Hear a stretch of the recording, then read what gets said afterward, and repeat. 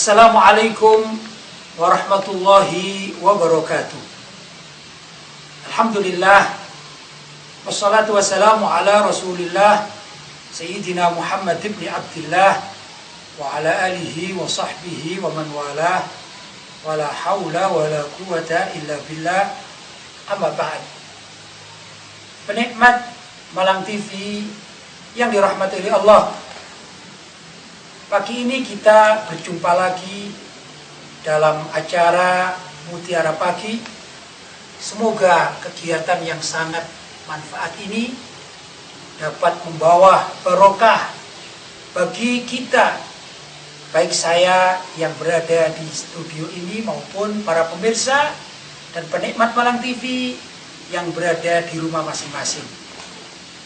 Pada kesempatan pagi ini saya ingin mengajak kepada seluruh umat Islam, khususnya umat Islam Malang Raya, agar kita senantiasa berupaya beribadah kepada Allah Subhanahu wa Ta'ala, karena ibadah kita ini akan menyebabkan kelak kita bisa selamat di akhirat, dan tentunya untuk kebahagiaan kita bersama tatkala kita menghadap kepada Allah Subhanahu wa Ta'ala. Para penikmat Malang TV yang dirahmati oleh Allah, kita mengenal Allah sebagai Tuhan bagi umat Islam. Dia adalah zat yang maha kekal dan abadi. Dia Allah SWT adalah pencipta seluruh makhluk yang ada di semesta alam ini. Itu keyakinan kita yang tidak tergoyahkan. Allah menciptakan kehidupan kita. Allah menciptakan diri kita. Allah menciptakan alam semesta. Ini karena memang Allah adalah Sang Khalik yang maha pencipta. Ma'asyiral muslimin dan penikmat Malang TV yang dirahmati oleh Allah, dan kita harus yakin itu. Dan di dalam satu firman Allah Subhanahu wa Ta'ala yang bunyinya Bismillahirrahmanirrahim, laisa kamitslihi syai'un wa huwas samiul basir. Artinya segala sesuatu, artinya makhluk ciptaan Allah itu sama sekali tidak serupa dengan Allah, tidak sama dengan Allah. Berarti Allah itu tidak sama dengan makhluk ciptaannya, karena Allah adalah zat yang maha mencipta. Huwa samiul basir, dan Allah maha mendengar serta maha mengetahui. Ini ayat yang membatasi kita agar benar-benar kita yakin.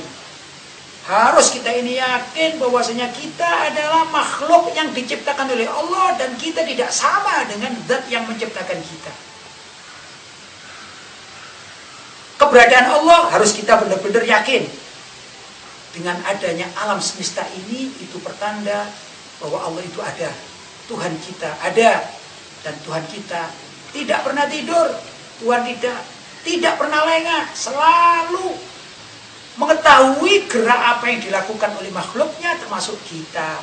Sehingga kalau kita tidak beribadah kepada Allah, pasti Allah akan murka kepada hambanya yang tidak menyembah dan tidak beribadah kepada Allah Subhanahu wa Ta'ala.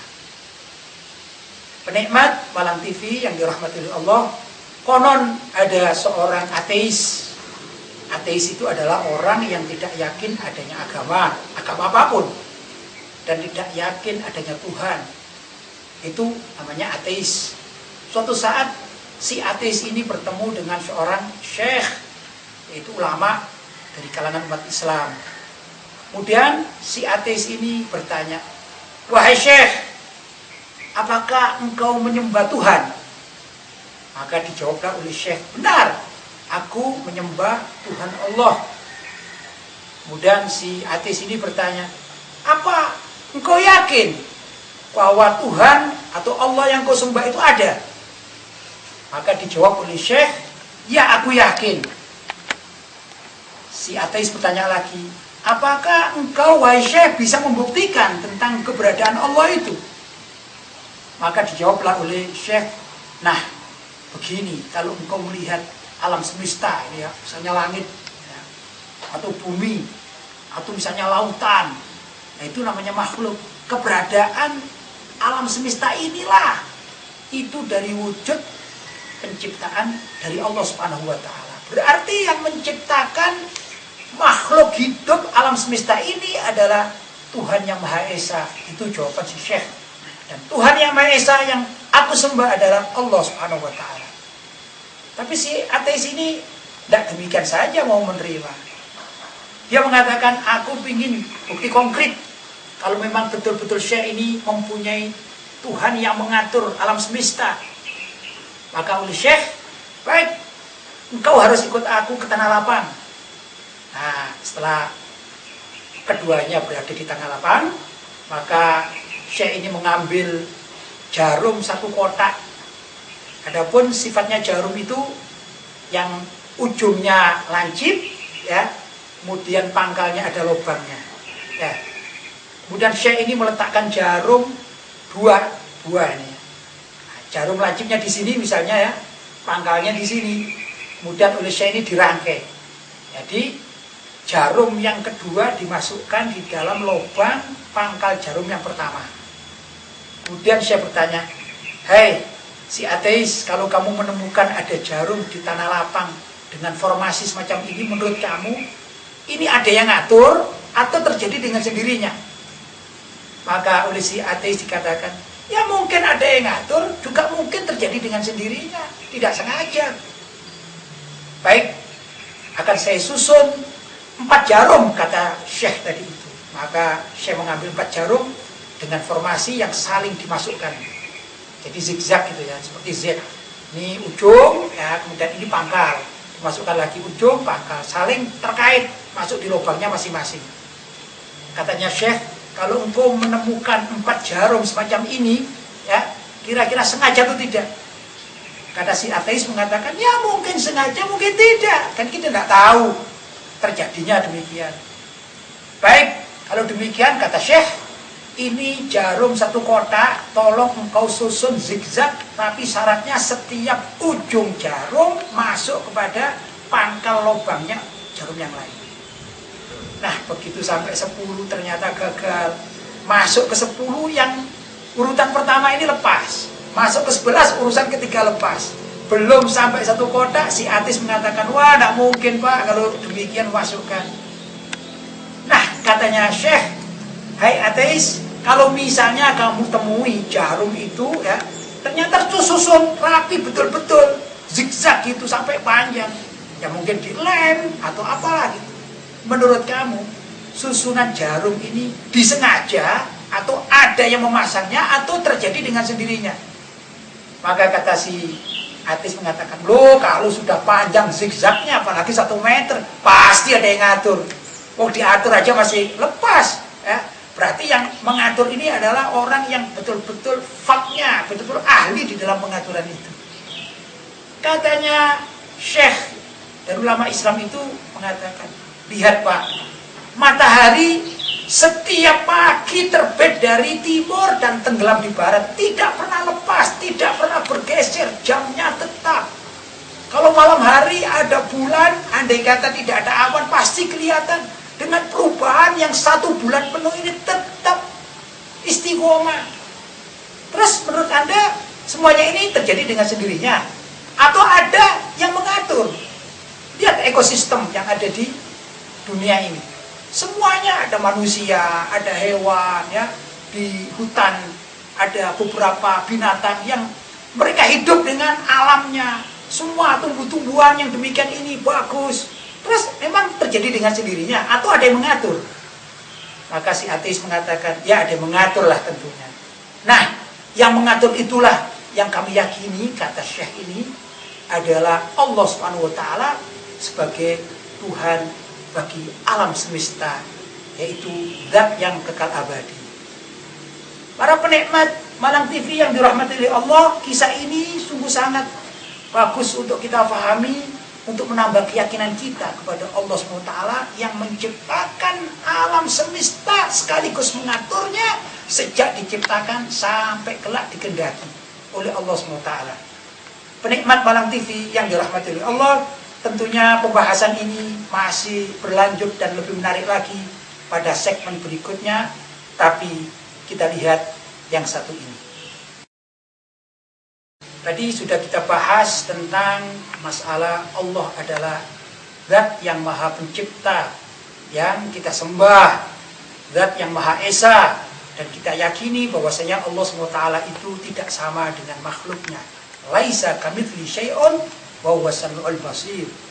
Ringkasnya, kalau misalnya ini ya, di Malang ini kan tempatnya banyak produk-produk asli Malang. Kalau saya sebutkan misalnya tempe Malang itu kan banyak yang tahu ya. Nah, untuk mempermudah gambaran itu, kalau sebut saja seorang produsen tempe itu, namanya Pak Sulaiman misalnya. Dia ini pembuat tempe asli Malang. Setelah beliau membuat dan tempenya jadi, kemudian tempenya dijual.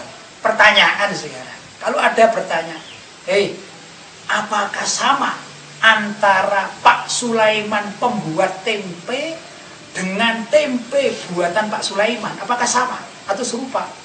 Tentu enggak kan? Kalau ada orang mengatakan bahwasanya Pak Sulaiman itu serupa dengan tempe dan tempe serupa dengan Pak Sulaiman, ini tidak masuk di akal. Dalam logika jelas ditolak. Demikian juga itu ibarat yang paling mudah kalau kita harus memahamkan pada diri kita tentang Allah. Allah itu adalah tidak sama dengan makhluknya. Nah, walaupun ada firman Allah misalnya tentang ayat-ayat seperti dalam Al-Quran dikatakan Yadullah atau Ainullah, masuk juga di dalam hadis-hadis Nabi. Arti Yadullah itu tangan Allah, Ainullah itu mata Allah, ya, Rijulullah itu kaki Allah. Itu tidak bisa diartikan tekstual, letterlek atau harfiah.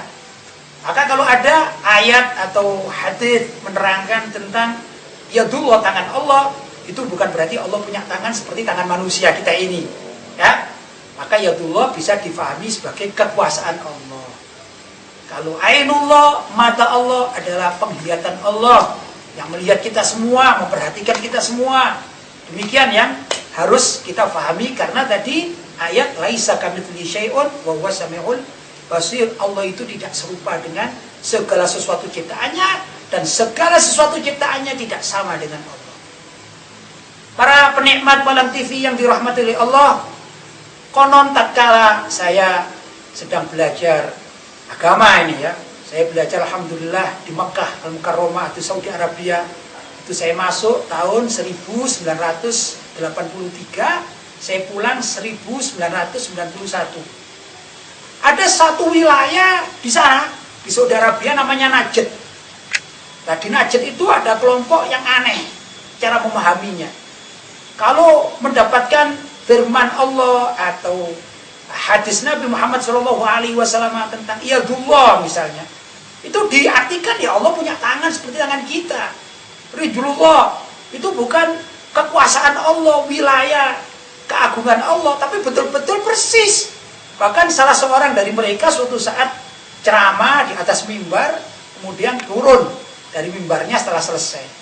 Dia mengatakan, hakadha yanzilu rabbuna kanuzuli hadha. Demikianlah Allah turun ke langit itu seperti kita turun. Padahal ini hadis Nabi Muhammad SAW yang menerangkan bahwa rahmat Allah itu turun ke langit. Nah, ini ya, langit yang tampak dari bumi namanya sama'ud dunia di dalam bahasa Arab. Ya. Nah, itu Allah menurunkan rahmatnya ke langit bumi untuk dibagikan kepada seluruh alam semesta. Itu keyakinan kita. Tapi kelompok ini yang dulu dimotori oleh namanya Ibnu Abdul Wahhab, itu dari Najd sana ya. Nah, itu mengatakan ya Allah turun seperti turun kita. Yanzilu rabbuna kanuzuli hadza. Allah turun persis seperti kita turun dari mimbar ini. Lah, ini pemahaman yang salah ya di dalam konteks keislaman kita. Nah, kalau kelompok ini menerjemahkan ayat kullu syai'in halikun illa wajha, ini firman Allah ya, itu tentu akan rusak jadinya. Sebelumnya saya terjemahkan mengikuti pemahaman umat Islam dan para ulama seluruh dunia. Arti kullu syai'in halikun illa wajha itu dalam bahasa Indonesianya adalah segala sesuatu, maksudnya makhluk hidup itu ya, halikun kelak di hari kiamat pasti akan rusak. Illa wajha, kecuali zat Allah. Itu di dalam kaidah Al-Quran yang kita pahami. Jadi kalimat wajha itu diterjemahkan sebagai zat Allah. Sedangkan kelompoknya Ibnu Abdul Wahab ini dikatakan wajah Allah ya wajah bikinan ini seperti wajahnya manusia. Maka tatkala dia secara tekstual atau zahir ayat, ya, harfiah, tekstual, letterlet menerjemahkan ayat kullu syai'in halikun illa wajha, itu mempunyai arti segala sesuatu makhluk hidup di alam semesta ini kelak akan rusak illa wajha, kecuali cuma wajahnya Allah saja. Ini kan runyam jadinya. Nah, kalau ada ayat atau hadis yadullah, tangan Allah, berarti Allah punya tangan. Sedangkan kelak menurut keyakinan mereka ini yang abadi itu cuma wajahnya Allah saja, berarti tangannya Allah rusak. Ini yang tidak bisa diterima oleh akal. Perutnya Allah juga rusak dong, kakinya Allah rusak dong, tinggal wajahnya saja. Ini adalah pemahaman yang salah. Karena itu, ma'asyiral muslimin dan penikmat Malang TV yang dirahmati oleh Allah, kita harus kembali mempelajari ajaran Islam itu dari sumber yang benar. Ya, jangan salah ambil bahwasanya ulama-ulama Ahlussunnah wal Jamaah yang banyak berada di Indonesia ini benar-benar mengajarkan kepada kita pemahaman ayat kullu syai'in halikun illa wajha, itu artinya segala sesuatu besok di hari kiamat pasti akan rusak kecuali zat Allah. Ya, ini yang harus kita pegang. Karena zat Allah itu tidak sama dengan makhluk, sebagaimana ayat yang pertama tadi saya terangkan, laisa kamitslihi syai'un, segala sesuatu itu tidak serupa dan tidak sama dengan Allah Subhanahu wa taala. Nah, para penikmat Malang TV yang dirahmati oleh Allah, kita masih banyak waktu untuk mempelajari agama kita ini dari sumber yang benar. Banyak dai-dai Ahlussunnah wal Jamaah, ustadz-ustadz Ahlussunnah wal Jamaah, para kiai Ahlussunnah wal Jamaah. Itu yang harus kita pegang agar keyakinan kita benar-benar mantap kepada Islam ini. Para penikmat Malang TV yang dirahmati oleh Allah, pembahasan belum selesai. Jangan pergi kemana-mana. Setelah yang satu ini kita lanjutkan. Penikmat Malang TV yang dirahmati oleh Allah, tadi dalam pembahasan saya sebelumnya, saya menerangkan ada kelompok di Najd yang menerjemahkan firman Allah tidak sama dengan fahamnya umat Islam seluruh dunia. Itu namanya kelompok Mujassimah kalau di dalam bahasa Islam. Arti Mujassimah yaitu kelompok yang menisbatkan jisim atau tubuh kepada Allah Subhanahu wa taala. Yang jelas ini tidak sesuai dengan akidah kita umat Islam. Nah, para penikmat yang dirahmati oleh Allah, saya punya buku. Judulnya itu Kecuali Ali, ya, karangan Abbas Rois Kirmani. Ini isi buku serupa dengan apa yang saya terangkan di Najd tadi, tapi berbeda. Kalau ini keyakinan sebagian kelompok yang ada di Karbala. Sedangkan Karbala itu adalah satu kota di negara Irak. Irak itu dulu kan presiden yang paling terkenal adalah Saddam Hussein, ya. Nah, di sana ada kelompok yang memahami ayat kullu syai'in halikun illa wajha, yang arti menurut kita umat Islam segala sesuatu itu pasti akan rusak. Tapi buku ini menerangkan lain, ya. Illa wajha adalah kecuali zat Allah, kan gitu kan tadi, ya. Kullu syai'in halikun illa wajha, segala sesuatu di dunia, sampai makhluk-makhluk apa-apa di alam semesta ini pasti akan rusak. Illa wajha, kecuali zat Allah. Itu kita memahaminya. Tapi buku ini lain, diganti, dirubah ayat itu menjadi kullu syai'in halikun illa Ali, segala sesuatu di alam semesta ini pasti akan rusak illa Ali, kecuali Ali. Ini terjemahannya. Jadi kalimat kecuali Ali bukan tidak ada artinya, tapi dari gubahan ayat yang dirubah oleh sebagian kelompok di mana tadi Karbala, ya. Nah, itu mereka dikenal sebagai orang-orang Imamiyah atau Ja'fariyah, gitu ya. Nah, ini jelas berbeda dengan kita umat Islam. Kalau kita menyembah Allah Subhanahu wa taala, benar-benar ikhlas beribadah kepada Allah Subhanahu wa taala, tapi kelompok ini berbeda. Imamiyah ini justru menyembah Ali bin Abi Thalib. Karena dia mengatakan kullu syai'in halikun illa Ali. Segala sesuatu ini pasti akan rusak kecuali Ali bin Abi Thalib. Nah, itu Tuhan mereka. Padahal tahu enggak kita siapa Ali bin Abi Thalib? Beliau adalah menantu Nabi Shallallahu alaihi wasallam yang dinikahkan mendapatkan putri dari Nabi, yaitu Siti Fatimah radhiyallahu taala anha. Dan sekaligus Sayyidina Ali bin Abi Thalib itu adalah khalifah keempat bagi umat Islam. Tapi diklaim sebagai Tuhan oleh orang-orang Karbala atau orang-orang Imamiyah. Yang jelas mereka ini tentu tidak seperti kita umat Islam yang menyembah Allah, tapi mereka justru menyembah Ali bin Abi Thalib. Nah, ini yang jelas tidak tepat untuk kita ikuti, dan mudah-mudahan kita waspada terhadap aliran-aliran sesat semacam demikian ini. Para penikmat Malang TV yang dirahmati oleh Allah, lain ladang, lain belalang katanya. Saya punya lagi buku, ya, judulnya Lobang Hitam Agama. Ini saya beli di Gramedia. Ya, ini karangan orang Indonesia. Di dalam buku ini, kalau misalnya kita tanya, apa atau bagaimana cara Anda menerjemahkan ayat kullu syai'in halikun illa wajha, itu pada halaman 65 justru dinyatakan demikian oleh pengarangnya, bahwa Al-Quran yang diyakini oleh umat Islam itu adalah jerat-jerat yang dipasang oleh bangsa Quraisy. Jadi menurut buku Lubang Hitam Agama, Al-Quran itu bukan firman Allah. Al-Quran yang 30 juz itu bukan firman Allah, tapi buatan orang Quraisy konon ini, mudah untuk menjerat seluruh bangsa di dunia ini agar berkiblat kepada Quraisy. Itu maksudnya. Maksud si penulis ini. Padahal kita kan enggak. Al-Quran 30 juz itu adalah benar-benar firman Allah yang harus kita amalkan sebagai umat Islam. Sedangkan ayat kullu syai'in halikun illa wajha, yang artinya segala sesuatu itu pasti akan rusak kecuali zat Allah, adalah satu ayat di dalam Al-Quran itu sendiri, termasuk firman Allah.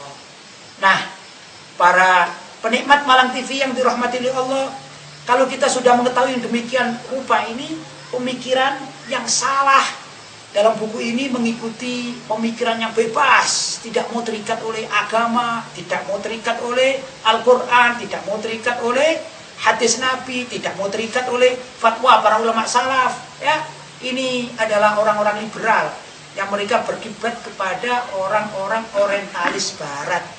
Yaitu orang-orang orientalis barat adalah mereka dari barat mempelajari ajaran Islam bukan untuk diamalkan, tapi menurut mereka dicari kesalahan-kesalahan dalam standar mereka, bukan standar umat Islam. Ini kan konyol jadinya. Artinya orang tidak pernah mengaji Al-Quran itu bagaimana isinya, menurut keyakinan umat Islam bagaimana, ya, menurut Nabi Muhammad bagaimana, tapi mempelajari dari luarnya saja, kemudian sudah berani untuk menentukan ini dan itu atau apalah di dalam Al-Quran. Ini yang jadi problem umat Islam. Nah, para penikmat Malang TV yang dirahmati oleh Allah, untuk itu mari kita menjaga diri kita, keluarga kita, handetolan kita, masyarakat kita. Kemudian jangan lupa di dalam keseharian kita, mari kita tanamkan akidah dan juga amalia kita, ibadah kepada Allah Subhanahu wa taala, agar kita benar-benar dibimbing oleh Allah Subhanahu wa taala. Maksudnya kita bersama dengan keluarga kita. Kalau bapak-bapak dan ibu-ibu penikmat Malang TV di rumah sedang menonton, di samping kita menonton bersama-sama, tapi kita juga harus zikir kepada Allah. Hati kita berikan kepada Allah, menghamba kepada Allah. Itu yang semestinya. Di samping itu juga harus kita bina dan kita bimbing hati kita ini agar cinta kepada Rasulullah Shallallahu alaihi wasallam. Kemudian di samping itu kita jangan sampai mengabaikan ajaran para ulama yang ada sekitar kita, ada dai-dai kita, termasuk Dai Malang TV ini ya, dan juga para ustadz-ustadz, para kiai-kiai yang mengajarkan akidah Ahlussunnah wal Jamaah. Penikmat Malang TV yang dirahmati Allah, itu mungkin yang bisa saya sampaikan, mudah-mudahan ada manfaatnya. Malang TV dari warga Malang untuk warga Malang. Hadza wal afu minkum. Wassalamualaikum warahmatullahi wabarakatuh.